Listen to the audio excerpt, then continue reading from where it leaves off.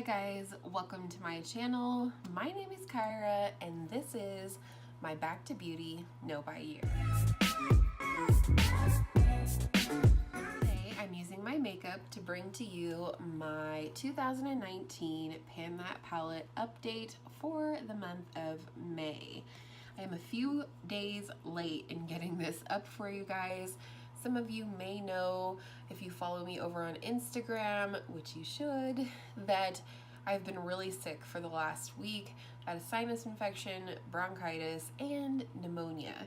So I've literally been in this stupid bed back here for an entire week, and I'm just so glad to get back to filming today. I really appreciate all of you that sent well wishes over on Instagram and DMs. You guys are really awesome, and you're the reason that I do this. So let's go ahead and get into the update. I hit pan on 2 more shades this month. I hit pan on this shade right here, which is called Obsessed, and I finally hit pan on Buns over here. So overall, I've hit pan on 6 out of 35 shades, although I did mention before that I'm probably not going to admonish myself if I don't hit pan on these 4 darkest shades. They just take so little product, but you know, it's my project and I can do that. The month started out with both my girl Angela and I using our Pan That palette and only our Pan That palette for 7 days straight. This was a little experiment that we came up with.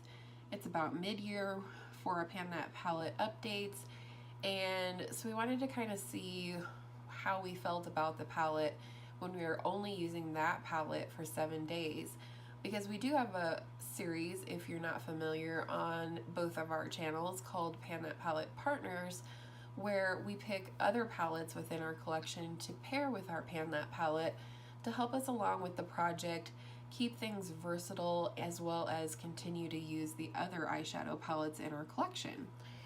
So I will link the videos up in the cards and down in the description box for you in case you missed out on those videos, but it was 100% confirmed in my mind that I would be absolutely 100% sick of the Jaclyn Hill and Morphe palette by now if I didn't have the Pan That Palette Partner series going on. I love the Jaclyn Hill palette, and it's definitely extremely versatile. I know I haven't even remotely touched on all of the looks that can be created with that palette alone, but I'm so thankful for my Pan That Palette Partner series that I do with my girl Angela, because it just keeps things fresh and interesting, and I'm one that I do tend to reach for one palette when I'm creating a look, and that's actually something that I'm looking to break within myself, a habit that I want to break, because it makes your collection so much more versatile and just a wide range of things that you can create if you're not just reaching into one palette. So I am glad we did that little experiment, and I'm glad that my suspicions were confirmed that this Pan That Palette Partner series is really working for me and my Pan That Palette project so far this year. So the other unique thing that I had going on within my Pan That Palette Partner series this month was that instead of choosing 4 palettes, 1 for each week, I chose 1 palette to use for the entire month, and that was the Emily Edit The Wants palette with Makeup Revolution, and this was a huge success. I absolutely adored pairing this palette with the Jaclyn Hill palette. One of the main reasons is that this palette has a lot of the shades that I feel like are missing in the Jaclyn Hill palette. You've got a berry in here, you've got coral, you have a cool tone transition, you have a dusty rose transition, which is definitely one of my favorite things in the world. You've got a lot in here that is not in the Jaclyn Hill palette, and so that was a huge success. I also got use out of my Emily Edits palette, which is also great. I really feel like I know that palette really well now, I've incorporated it in my Mind Palace of makeup, as I've talked about before. So I did create 20 eyeshadow looks this month with my Pan That palette. Some of those were just with my Pan That palette, and some of those were including my Pan That palette partner. So let's go ahead, and I'd love to share those looks with you right now.